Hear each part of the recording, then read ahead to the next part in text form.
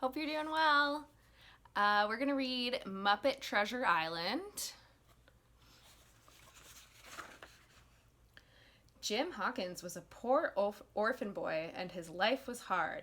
He worked long hours at the Admiral Benbow Inn, waiting on rowdy sailors. His only friends in the world were a rat named Rizzo and a something or other called Gonzo.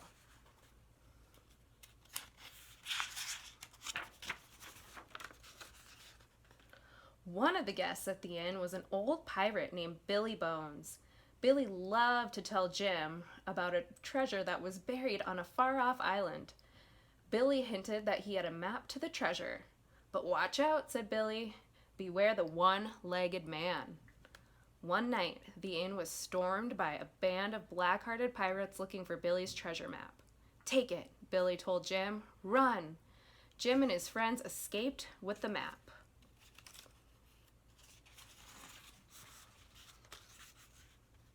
The three friends went to see a young Squire Trelawney, who agreed to help them find Treasure Island.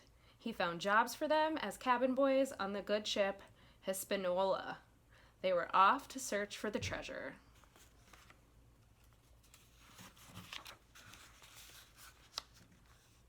The captain of the ship was named Smollett. Although he was said to have a bad temper, he actually seemed rather nice. But the crew was a nasty bunch of cutthroats, villains, and scoundrels. The ship's cook was a man with one leg named Long John Silver. Jim remembered Billy Bones' warning about this man, but Long John seemed so friendly. He couldn't be a bad guy, could he?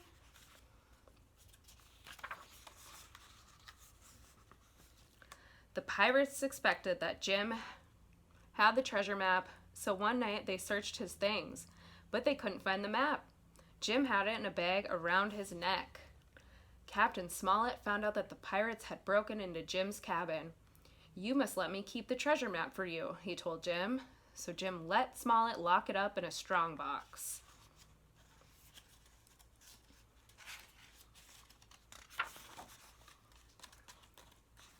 Because he thought Long John Silver was his friend, Jim told him where the map was hidden. But Long John had only pretended to be Jim's friend. He and his evil pals broke into Captain Smollett's box and stole the map. The next day, Jim found his friends in the ship's galley. They were inside a barrel eating apples. Suddenly, Long John and the others came into the galley, laughing and joking about the treasure map that they had stolen.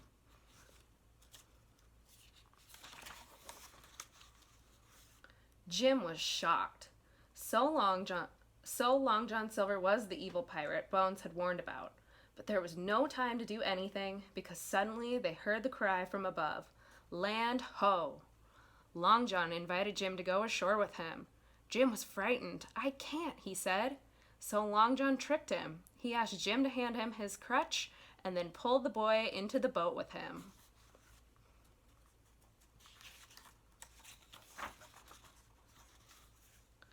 Captain Smollett wasn't worried about the stolen map. "We'll leave Silver and his men here and return in a year with an honest crew," he declared. But then Rizzo pointed out the window. "We can't leave," he said. "The pirates have Jim." There was nothing for Smollett to do but go ashore and rescue Jim. The pirates were already on the trail of treasure.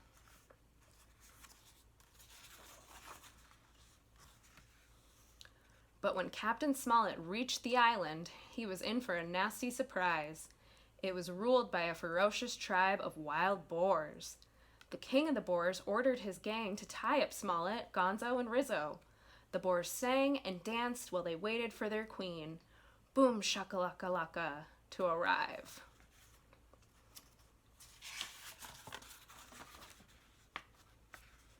"Smolly, can it be you?" gasped the queen of the boars. It turned out that the queen was really Benjamina Gunn. Once she had almost married Smollett, but he left her at the altar, so she'd gone off with the pirate captain and ended up on this island. Benjamina was still pretty mad at Captain Smollett. Soon, Long John Silver captured Smollett and Benjamina, demanding to know where the treasure was hidden.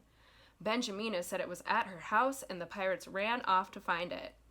Since they were hanging around together, Benjamina decided to forgive her old sweetheart.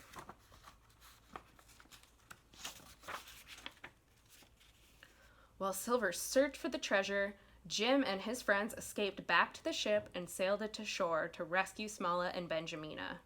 After a big fight, the captain and his lady were saved. By this time, Silver had returned to the ship with the trunks of treasure. When things began looking bad for the pirates, he decided to slip away in one of the small boats. Unfortunately, the boat leaked. There was nothing Silver could do but swim ashore and spend a nice long time with the Boers. At last, it was time for the Hispaniola to set sail for home. The adventure of Treasure Island was over, but there would be others to come.